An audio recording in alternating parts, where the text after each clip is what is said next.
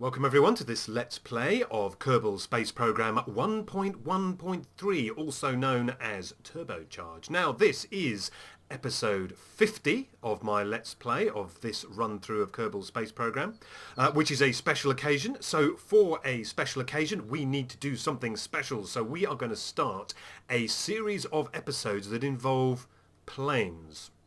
Now, if you've watched my playthroughs for any length of time, you'll know that planes are not my favourite part of Kerbal Space Program, but nevertheless, planes are indeed what we are going to build. So I think we should start by upgrading our space plane hangar. We should also upgrade the runway, this rather shameful dirt track, so let's upgrade that as well. And I also think we should spend some of our 2000 science on some respectable plane parts. So let's head off into the Research and Development Centre and do exactly that. Now, right here in the centre of the science tree, we have some of these parts that we have been avoiding. So let's have a look at aerodynamics. That includes some capsules, jet engines, air intakes and wing parts. So I think we are going to research that. In the next node we have supersonic flight, which includes some additional cockpits and engine sections. I don't think we'll be needing any of those. What have we got here in advanced aerodynamics? Oh, now it does include an additional procedural fairing base. So much larger procedural fairings along with air brakes and various other wing connectors. Now, I'm probably going to pick this part up, but only really because, well, while we're here, we may as well get the procedural fairings upgrade. So let's research that section. And finally, let's have a look at advanced landing while we're on this tier of the science tree, and we've got larger heat shields and more resilient struts, landing gear, and these larger drogue parachutes. So I don't know that we need these really for our plane, but seeing as we're here, let's pick those up as well. So I think we've got now enough parts to last us our next few episodes. We've got our additional aeroplane parts, because we're going to build relatively basic aeroplanes. We only need these sort of basic wing parts and basic aerodynamic parts like the circular air intake, nose cone, and some of these basic wing parts, and also this inline cockpit I think is going to prove handy for what I have in mind. So let's pop over to the spaceplane hangar and take that thing I have in mind and put it into practice. Now, as I said, I do actually have something in mind for this craft. So what self-respecting plane would be without a Probodyne Octo 2 probe core? So that's going to be the centerpiece of our aircraft. So we're going to begin with this probe core. We're going to need some fuel, so let's get ourselves some fuel. Now, there's a very particular reason why I am putting on these particular fuel tanks in this particular order. Because we're going to build a 2 Kerbal spacecraft. And this spacecraft is going to be both rocket and plane. It's not going to be an SSTO. It's going to be a plane on a stick. Now, Mike Aben will know all about planes on sticks and exactly what we are trying to build here. So let's see if we can manage to do that. So we're going to put a couple of fuel tanks in there for our engines, and we're also going to need, well, like I say, we're going to need some engines, and it is a rocket on a stick, so we're going to put our rocket engine in there for our space part of our flight, as opposed to obviously our atmospheric part of our flight. So this is the sort of basic layout of our plane. Now, in order to get our plane crew on board, we are actually going to need some crew cabins. In this case, I think we're going to use our inline cockpit. So let's get a couple of those. So that's what our crew are going to be going to space in. And now we just really need to make this into a plane rocket, or a rocket that is also a plane. So in order to do that, we're going to need an air intake and some wings. Let's get our circular air intake that we researched a few moments ago. We are going to just clip this part back a little bit. There we go. Just clip it part just back just a little bit, just to cover up that little probe core that we have in here. And the probe core really was only there to create a neat little sort of core root part that we could build the rest of the vehicle around. Next we need some nose cones. Now we've got a variety of nose cones we could use. We've got this sort of advanced nose cone that kind of works.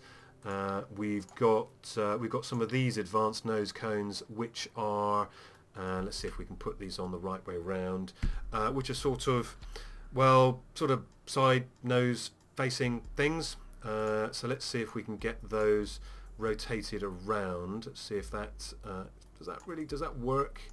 Is that it's overly rotated? So let's get that rotated back. Does that really work? Not really. So that doesn't really work. So we'll get rid of those. The ones I think I'm going to use actually, these small nose cones. Now the small nose cones, as you can see, are a little bit small, but we can use the magic of tweak scale to make them a little bit bigger, and that gives us sort of bullet-shaped nose cones. Jeb managed to create these larger nose cones for us using the small nose cone blueprint, so that's going to be okay. I think we need probably, well, a few other parts. This isn't really going to work very well as a plane, so let's have a look at wings. Now, because this is going to be on top of a stick, wings are going to be in short supply.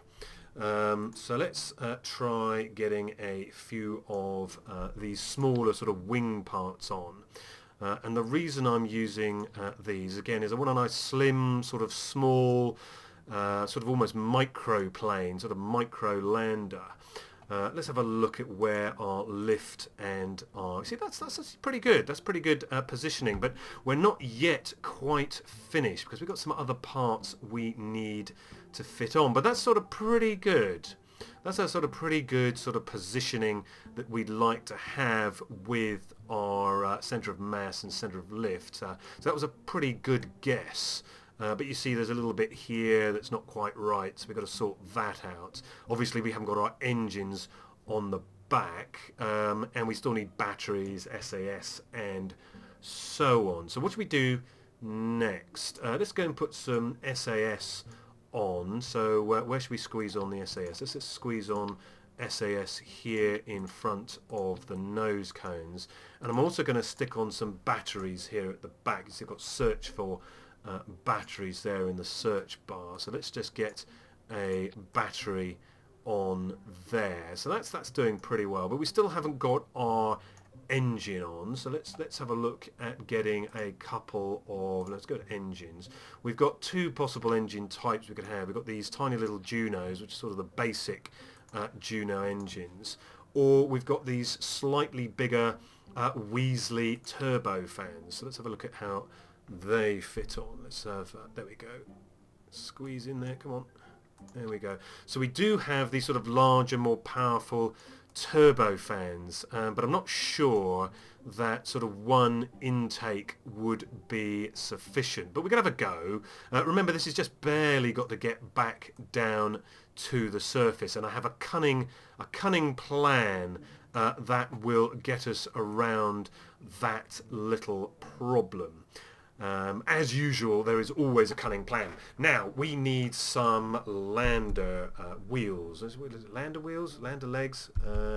Let's try gear. We've got a landing gear. Here we go. We've got a variety of landing gear that we've picked up, and I think I'm going to use the small landing gear. We need one here under the nose cone, so let's just switch to single symmetry. There we go. So let's just put that right there in the center. And then we need a couple more of these landing gear, and I'm going to put them slightly up the side of the body and then rotate them around so we get a little bit of sort of nose up going on. So we get our noses a little bit up. Now this is mainly useful for takeoff rather than landing. So you can see here, if I just get rid of that, you can just see here that the front nose wheel is slightly, very, very slightly below those two wheels. So I think that should be good for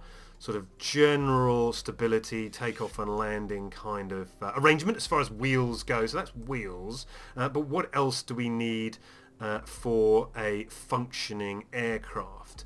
Well, we do need a sort of a tail fin. Again, we're probably going to be getting a lot of our control from our control wheels, but let's put a couple of these sort of basic fins on, because again this has got to fit underneath. Let's just switch these indicators off for a second. It's got to fit underneath our bodywork here. So let's just get one of these fins there, and I changed to the sort of standard sort of radial attachment system, symmetric attachment system. So we've got one above and one below, and that shouldn't scrape on the ground if we make a successful landing.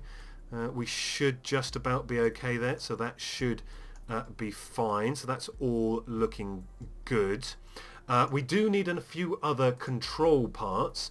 We always want one of our control parts for KOS. So this is our KOS processors. This is the one we normally use. We've got a disk capacity of 10k. This has actually got a default capacity of 60k, so it's actually larger. So we just squeeze that one here near the front. There we go. So we got. We think we may have two of those. We don't actually need two. So let's just get the one placed there. We will need some solar panels, and these solar panels are going to have to be the collapsible ones. Let's have a look for our panels. These are these photovoltaic panels. We'll take a couple of these and place them on opposite sides of the body. So let's get them nicely symmetrical and placed there in the center of the two cockpit parts there, just on the back of the cockpits there. So that'll give us some electrical generation for our little battery that we've squeezed in here. We're not going to need a landing ladder. We're going to do without a ladder, because we're not actually going to be, well, I say getting out, we are definitely going to be getting out. That's definitely going to be one of the things we are going to be doing. But we're not going to be doing much else in the way of sort of getting out and landing on the ground and doing some ground science. So science and ladders and surface samples are not what we are going to be interested in. But we are going to be interested in parachutes. So let's go over to the chute section. Now there's a very good reason why I'm going to be interested in parachutes. And that's because I can't land for toffee. So if our landing looks like it's going to be going belly up rather than belly down, we need to be able to land with parachutes. Now that is about centered on our craft, but there's going to be probably some fuel used up maybe. So let's see what happens if we use up all the fuel from that central tank and all the fuel from these outer tanks. So you can see how the center of mass has actually moved quite a bit forward. So we're actually going to move these parachutes a bit forward as well. Maybe not as quite as far forward as the center of mass, because I'm not sure how much fuel we will have used, but we'll probably have used quite a lot. Now this particular tank, I'm actually going to do something very particular with it. I want this to be our reserve tank for liquid fuel. So I'm actually going to take out all of the oxidizer and lock the liquid fuel. So that's going to be our jet fuel, and then just refill these tanks here. So that takes us back to our initial position with our aircraft. Now I do want fuel to make sure fuel passes this way around our craft. Now I did find out that if you stick fuel tanks to the side of other fuel tanks, you don't actually need fuel pipes. They are as good as attached top to bottom, but I am actually going to add those pipes. So let's just get a couple in here, because I don't want that little tip to somehow go wrong just when I don't want it to. So let's squeeze in a couple of pipes like so. We could try hiding them. Should we try hiding them? Let's try a little hide trick. Again, a little thing for Mr. Aben. Let's pull that out, grab our pipe and squeeze our pipe right down there in between our two tanks. Can I get it in there? There we go. And as long as you don't actually directly overlap them, when you squeeze the parts back in, there we go, they will actually stay connected. Now it's not completely hidden, you can just about see it in there, but that's good, that's excellent. It means it is actually working. So there we have what I think is going to make a fairly reasonable plane. We have jet engines with only one air intake, so we'll go and test that in a minute. We have panels and batteries, we have fuel, we have wings. What else might we need? Well, one of the things we're going to do, which is a little bit of a secret for now, one of the things we're going to do is we're going to be refueling something. So I'm actually going to take with us a refueling port. So let's get a couple of those refueling ports. There we go. So there's one on one side and one on the other. So we are going to need refueling ports. So we'll leave those exposed, ready for our pilots. So that's actually... let's move those along a bit. I don't want them to block the exit from the cabin there. So that's going to be how we're going to refuel things in space. I'm not going to give away why we're going to be refueling things in space. We're not going to be docking with anything. We don't have a docking port, and we don't have any RCS or only RCS thrusters, so it does mean we can get rid of the monopropellant that's always inside the capsule. We're going to pop over and have a look at our crew, see who our crew is going to be. Now, Val wasn't part of our last mission, so Val can go in one of the places in one of the cockpits. She's going to be our pilot, but we are also going to use an engineer. So we do need an engineer, and I'm going to use again Bill in this case. So let's get Bill a little bit more experience. He is already 2 stars, so he's already doing quite well. So I think it's about time we popped outside and at least tested takeoff. Now we're not going to be taking off with this aircraft, but I want to see how it flies. So let's pop outside on our newly reconditioned runway and just see if we can get this thing in the air. Well, we're out on this tarmac and mud track that counts as a runway apparently. And before I left the space plane hangar, I did actually sort out a temporary staging set here. We've got our 2 turbofans first, then the jet engine, and then the parachute. So just sorted that out. I also did drain these tanks to make this a little bit more representative of the fuel that we will have on our way back. And this is our only tank of fuel now, so let's just release the fuel valve for that tank. And then we'll use the air intake for the oxidizer. So let's get the brakes off, the T key on, and just start accelerating down our tarmac and mud track and just see how well Val can do in getting this thing off the ground. I'll just bring the acceleration up just a dribs and drabs, just slowly, until we get ourselves up to a decent speed. About 100 meters per second is pretty good. So let's see if I get our nose up. There we go. Did drift a little bit to the left there, but we are now up. I don't think we need all of that thrust from those turbofans. Now we don't have much fuel, we've only got the fuel that's in here. So let's see how well it handles if we try and get ourselves over to the emergency runway. Now it is drifting every time I try to turn quite badly, so we have very little yaw control. Is that yaw control from these little winglets that we've got here on the top? So we're going to have to be very careful as we steer, but we've got some good roll there. Roll seems well controlled, and pitch as well, so we're doing pretty well. So I think Val's going to have quite a hard time keeping this thing on track, particularly with as little fuel as we have. So let's just pin that up there. So we're getting through our fuel pretty sharpish. I don't know if we're actually going to make it to the runway, but we will rejoin Val whether she makes it there or not.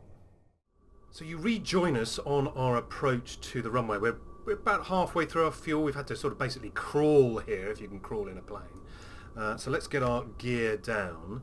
Is that gear down? Yeah, there's gear down. And let's just line ourselves up with the runway. So it's even more muddier than the one we've just come from. So let's get our parachutes ready just in case we need them. So we're going pretty slow, 155 meters per second.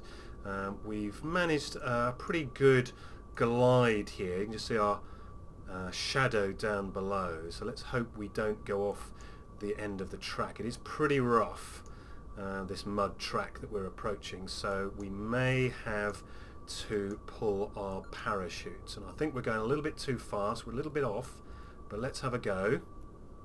Let's get ourselves down, nose slightly up, brakes on, parachutes.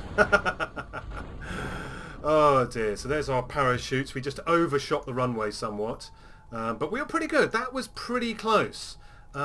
We did pretty well there, so let's just get ourselves lined up for our rather rougher landing. Get our brakes on, there we go. So we did rather overshoot somewhat. We are kind of sliding down the slope here, brakes and all. Hopefully we will stop. There we go. I think we've stopped now. There we go. So Val did pretty good. We just did overshoot just a little bit, but it did prove the point that we should be able to bring this craft down with these engines, probably without the parachutes, but we've always got them just in case. So that's pretty good. I think we did rather well for something we really hate flying, that is aeroplanes. So with that said, thank you very much, Val. Thank you very much, everyone, for watching. I hope you enjoyed this little episode, this episode 50, and I hope to see you again soon. Take care. Bye-bye.